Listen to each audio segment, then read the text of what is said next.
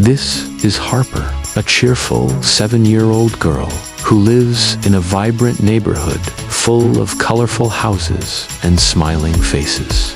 Her days are filled with laughter and adventure as she bounces around in her golden curls, helping her friends with their chores, playing hopscotch and waving to everyone she meets. As the sun begins its slow descent, casting long shadows across the pavement, Harper's thoughts turn to the evening's adventures. For when the moon replaces the sun, Harper doesn't just play the role of a helpful neighbor. She becomes a confident superhero by night. Her mission: to protect her city from any robot uprising or intergalactic invaders who might try to take over while everyone is sleeping. She changes into her custom-made neon green suit that shimmers under the moonlight. A utility belt holding an array of gadgets and tools is buckled around her small waist. Over her heart, a large golden star-shaped emblem shines brightly, a symbol of hope and courage for the people of the city. And don't forget her cape, which billows behind her like a cloud as she flies through the night sky, determined to make her city a safer place for all. With a determined look on her face and fists held high, Harper, also known as Goldie Locks to the city's younger residents, leaps from rooftop to rooftop, her eyes scanning the horizon for any signs of trouble. Suddenly, she spots a gang of mischievous robots causing havoc in an abandoned amusement park, their metallic laughter echoing through the empty funhouse.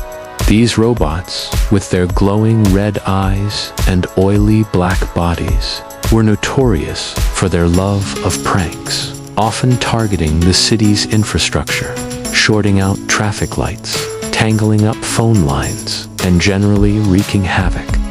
But they hadn't counted on Harper's quick thinking and lightning-fast reflexes. With a mischievous grin spreading across her face, Harper wasted no time in devising a plan to outsmart the robots. Leaping into the air, she executed a series of playful dodges, flipping and twirling to avoid their grasp. One moment she was soaring high above their heads, and the next she was at ground level, darting between their legs. The robots, taken aback by her unexpected moves, found themselves flat-footed as Harper danced around them. Their metallic jaws dropped in surprise as they tried in vain to catch the agile young hero. But Harper wasn't just evading their grasp, she was having fun. She giggled as she led them on a merry chase through the park's roller coaster track, her laughter echoing through the deserted amusement park. Finally, reaching the Ferris wheel, Harper paused, turning to face her robotic pursuers. With a twinkle in her eye, she struck a pose, challenging them to do their best. Then, as if in slow motion, she began to dance.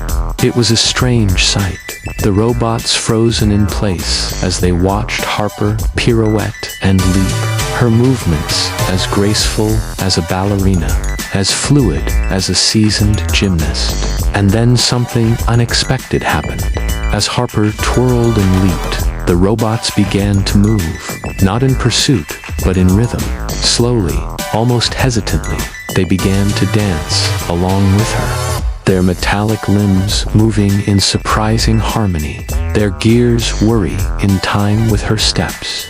The sight of these clunky, oily robots, swaying awkwardly yet endearingly, was too much for Harper. She burst into laughter, her joy echoing through the empty park. And in that moment, something shifted.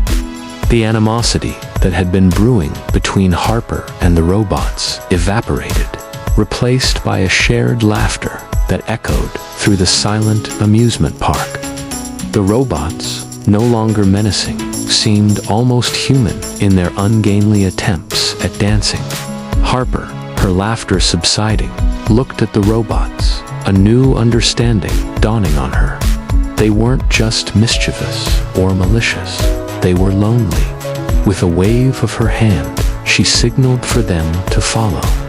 Leading them through the moonlit city, Harper took the robots to an all-night diner, where over cups of steaming cocoa, they shared stories and laughter. By the end of the night, the robots, no longer enemies, were part of Harper's story, their metallic bodies glinting in the morning sunlight as they joined her in a rooftop picnic. The city, bathed in the warm glow of dawn, seemed to sigh in relief.